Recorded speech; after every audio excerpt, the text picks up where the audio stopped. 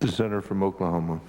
Thank you, Mr. President. I've been sitting here for about an hour, and I got to think that the American people are pretty sick of what they've been hearing. We heard the senator from New York talk about how bad the Republicans were. We heard the senator from Utah talk in opposite fashion.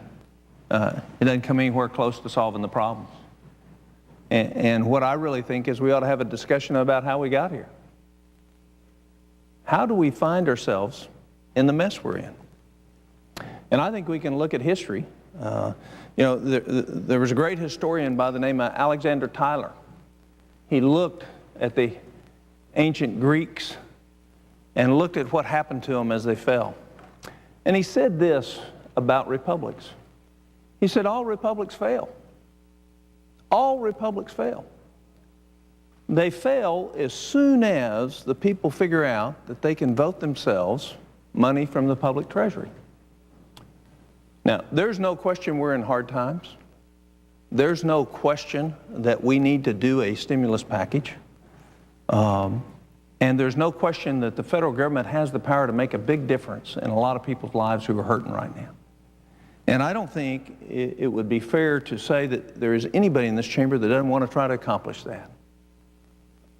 The difference is how do you do it? And in doing so, what kind of problems do you create? And I think the way we got here is abandoning this little booklet. And if you read Article 1, Section 8 of the Constitution, and then you read what the founders had to say about Article 1, Section 8, it's called the enumerated powers. They were very clear in the role of the federal government. And we're in trouble today. This nation is in trouble today. Not something that we can't get out of. We can. Not something that the American spirit won't overcome.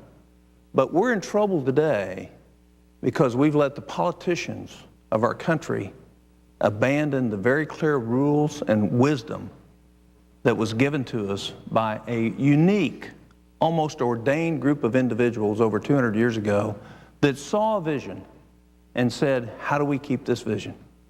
And so when we abandon this book, like we have, and like we did, and we get into trouble, it's important to recognize what we did wrong if we're going to try to fix it out. The other thing that I'm pretty tired of hearing about, and I think the American people are too, this isn't a Bush, Clinton, or Obama thing. This is a Congress thing. No president can spend money without us telling or allowing that to happen. I almost laughed when I've heard all the claims on the floor from both sides about the trouble that we're in and how we got there, and deficits, and the senator from Vermont and his claim of $1 trillion. I think the CBO cost on that was $60 billion on estate taxes. But the idea that we would put a blame on anybody other than ourselves. And the truth of that is just go look at the votes on the appropriation bills for the last 8 years in this country. It's nearly 100% on one side and almost 95% on this side of people voting to spend money we didn't have for things that we didn't need. So I think it's really important that the American people, as they see us trying to work through a process, number one, reject any partisanship that you're going to hear in this body. And when somebody starts being partisan, you know to turn the TV off, because what it means, they don't have anything substantive to talk about if they're pointing their finger at somebody else. The second question I think we ought to ask is what we're doing going to fix the problem? And here's the problem. The problem goes back to this. We set up two agencies, Fannie Mae and Freddie Mac, to socialize the risk for home ownership in this country. Total violation of what is in this book. It's a total violation of what's in this book. And then we said, well, maybe we can help people a little more, so let's go to subprime mortgages And let's bonus the people who work at the GSEs, Fannie Mae and Freddie Mac. The more the subprime mortgages they take, the more money they made. If I remember, one former leader of Fannie Mae made $140 million because we bought mortgages that we knew people weren't going to be able to pay for, but the incentive was there in a quasi-government-owned agency to do something that's outside of the enumerated powers of the Constitution. So as we abandon principles, the best way for us to solve the problems that are in front of us is go back and what are the principles? What are we doing? The other concern is, do we have the potential to make things worse? And nobody's talked about that today. Is what we're doing, does it have a potential downside for the American people? And you can't talk to one economist that doesn't say yes. Matter of fact, the CBO's on score. 10 years from now, this will either have zero effect or anywhere from a -2 to a +0.3 effect on the economy. And the reason for that is we're going to borrow so much money as we do this bill that we're going to crowd out private investment in this country. That the government's going to have all the money and people aren't going to be able to borrow money to be able to invest in new ideas which create opportunity, which create jobs, which create increased standards of living. So going back, how did we get here? And what's the real problem? For us to create a stimulus bill right now, before we have a way to solve the housing and mortgage crisis, because the bank problem wouldn't be there if the mortgage and housing crisis wasn't there, for us to fix those first before we do this. And for us to have a plan to do that. And as a physician, one of the things that I notice is, if somebody comes into the emergency room with chest pain, it's one of 3 or 4 things. Either they've got an esophageal spasm, where their esophagus is irritated, or they have terrible reflux, where the fluids from their stomach's coming up and burning their esophagus, or they're having angina, heart pain, due to a lack of blood supply. If you treat the symptoms, you can make that angina go away, but they still have a vascular abnormality around their heart that could kill them. And my worry with this bill is we're treating symptoms. We're not treating the disease. And we're arguing, partisan arguing. Was this a bipartisan bill? Wasn't it a bipartisan bill? You did this over the last 8 years. You did this. You know what? We need the country thinking forward, not backward. And the guide for that has to be this: the Constitution, which every member of this body is sworn to uphold, but violates daily. We're in this trouble because the Congress of the United States put us in this trouble. And the blame lies solely here. Let me talk about the bill for a minute. This is the bill. I won't pick it up and wave it around with fear of I'd be called into account of using theatrics. But do the American people realize nobody who's going to vote on this bill has read it? There's $727 million worth of spending on every page of this bill. That's what it averages out. So we have a counting interest, not counting interest, under $800 billion bill that had 30 amendments in the Senate before it went to conference. 30 amendments. We hear they're accepted. Some of them were accepted. We voted on one unanimously and it got thrown out in conference. Just a simple little thing like maybe we ought to make sure the contracting's competitively bid. Now the language reads, we ought to try to do that, but we're not going to make sure that happens. Well, I brought along with me, thanks to somebody down in the Senate gift shop, this little green item. It's called a thimble. Oklahoma, we have a statement for that kind of thinking. It's called, there's not any more common sense than what can fit in a thimble. And so when we take out something that's agreed to unanimously in the Senate to mandate competitive bidding so that even if we're wasting money, we waste it efficiently, you got to wonder what's going on. Well, let me tell you what's going on. This is a massive bill. and supposedly doesn't have any earmarking, which is laughable if you've been around here any period of time. And the conference did clean it up so you can't truly find out where the earmarking is. You could find it out a little bit before it went to conference. Now you can't pinpoint it at all. But we're going to move from earmarking to a concept called phone marking. It's a new concept. It's more powerful than earmarking. And phone marking is this. This bill gets signed. $500 billion of it is going to be dispersed through the agencies. Guess what's the first thing that's going to happen after President Obama signs this bill? Members of Congress and senators are going to be on the phone saying, I want this money spent here, I want this money spent here, I want this money spent here. And if you don't, your appropriations next year, you're going to suffer. That's exactly what will happen with the money in this bill. And everybody who works inside Washington knows exactly that that'll be what happens. We've heard talks about the earmarks. I won't try to repeat some of the things that are in this bill. But I will talk about one. We have a private company that was developing, has spent several $1 million developing a railroad from California to Las Vegas. You know what this bill does? It wipes them out. They invested private capital to develop a railway. In excess of $10 million has already been invested in that. And with the whiffs of one earmark, we're going to bankrupt people who invested their life savings to try to do something good because the government's now going to do it through an earmark, and to try to accomplish something that has only been done in one country and not effectively. It costs $100 million a mile to build a maglev train. And we're not going to see any of that money spent for 4 or 5 years because the technology isn't there. That aside,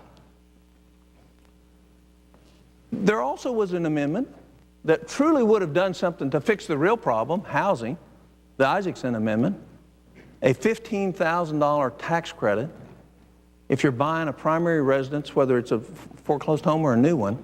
It really would have done something magnificent in terms of lessening the crisis in the housing. What did we do?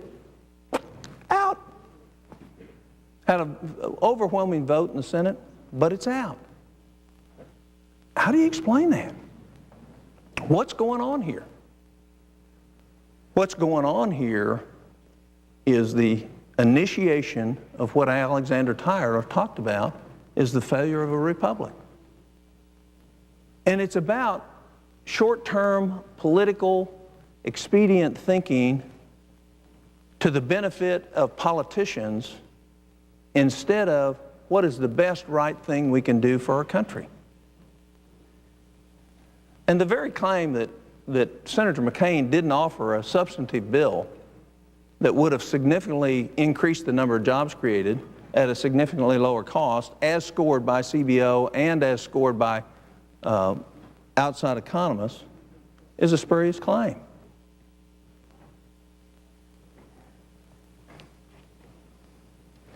Other things that got added into the bill is the most dangerous precedent for health care in this country that we've ever seen. We are now, with this bill, embracing Great Britain's health care system. What we're saying is we're going to allow the government in the future to decide what care you'll get. It's called comparative effectiveness. And it's going to be based on cost, not clinical outcomes.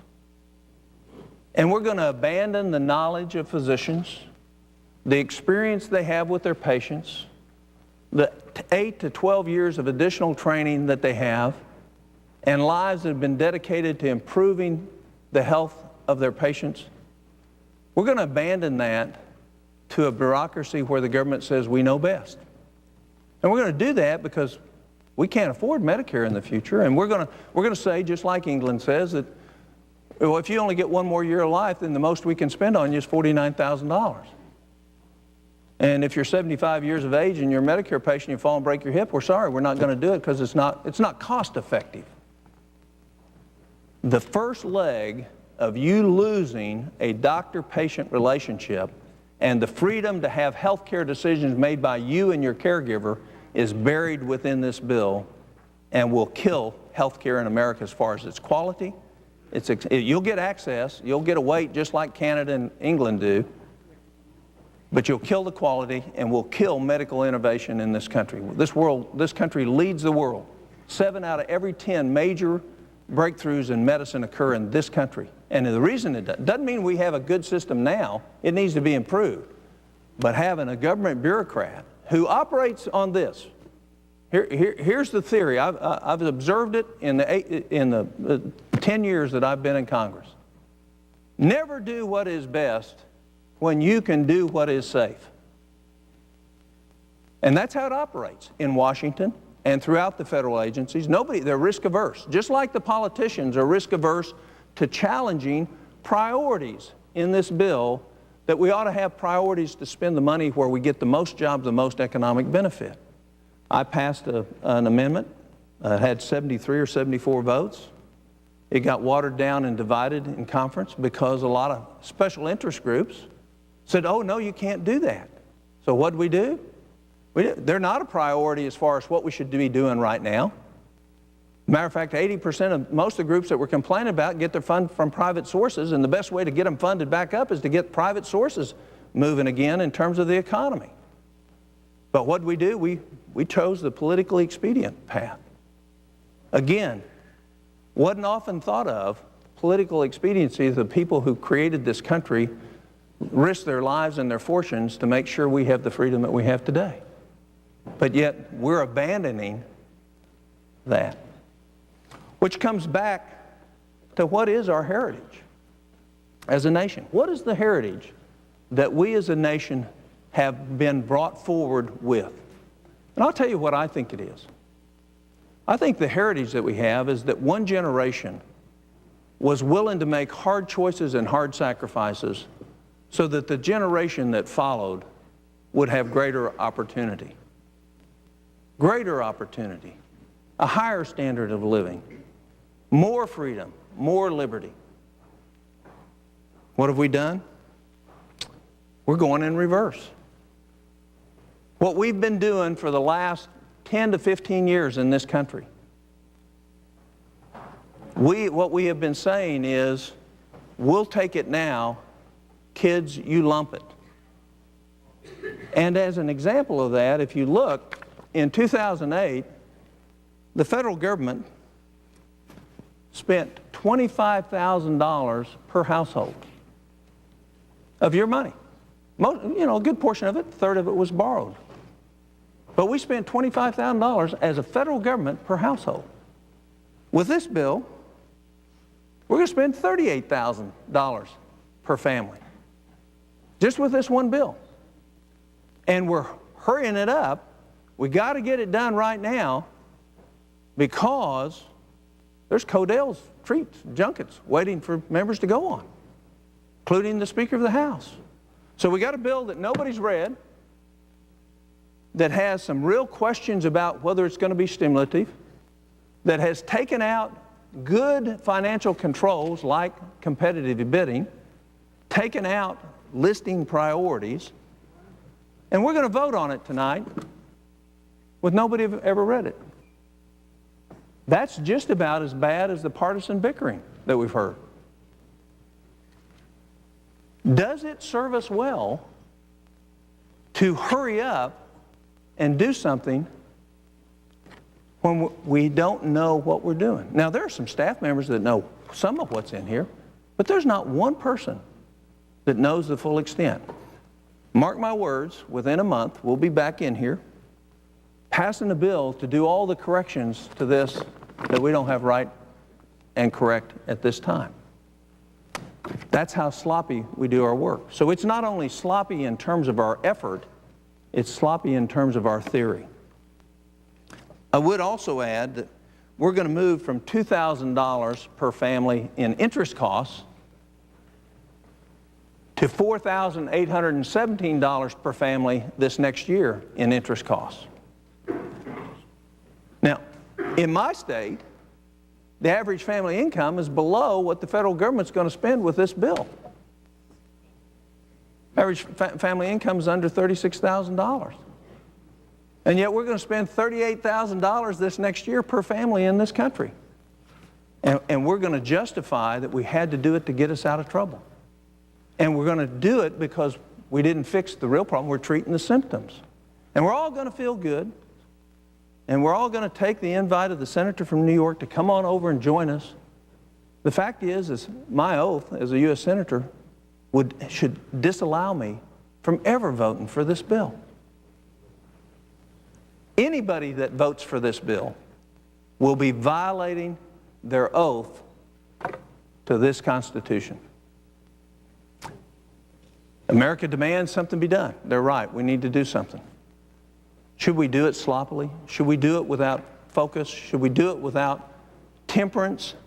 And should we do it in a timely manner to make sure we're not treating the symptoms as reflux or esophageal spasm, but we actually go in and take the clot or the plaque out of the artery that surrounds the heart? Isn't that what we really should be doing? Shouldn't we really be fixing the real problem?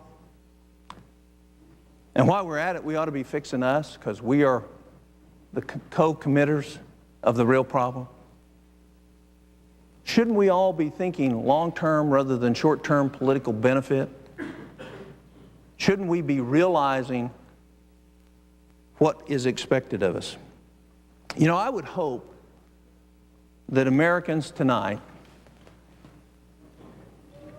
if they have children, go and look into the eyes of your children. There's something you see in children in this country that's very different than when you look in the eyes of some starving African child or some third world country child.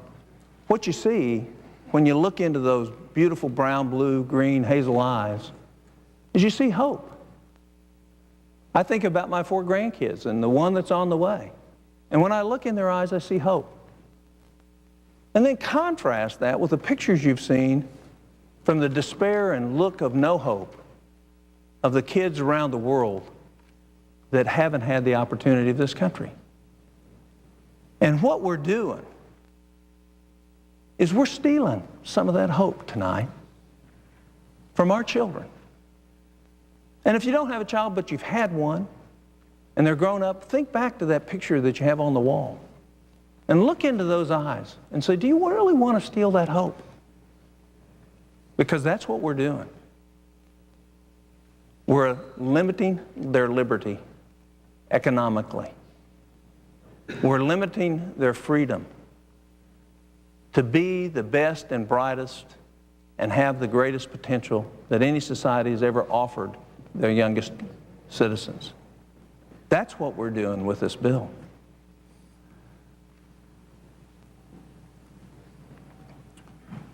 I'll close with this and reserve the balance of my time. There was a president that we had and a statement that he said that was fairly popular. But it has great application right now. He said, freedom is a precious thing. It's a precious thing. It's never guaranteed. It's not ours by inheritance. It has to be fought for and maintained and won by every generation. As we embrace this bill, we're selling out the heritage of our country. We're denying the hope and joy in those young eyes, and we're limiting the freedom that our children will enjoy. We can do better. We must do better for this country.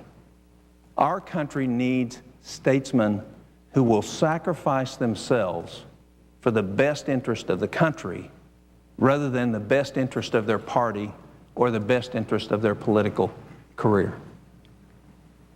Freedom is a precious thing. We're going to take a bit of it away tonight. It's going to go away. And you'll see a little decrease in the glimmer of those children as they contemplate and we contemplate their future. I would reserve the balance of my time.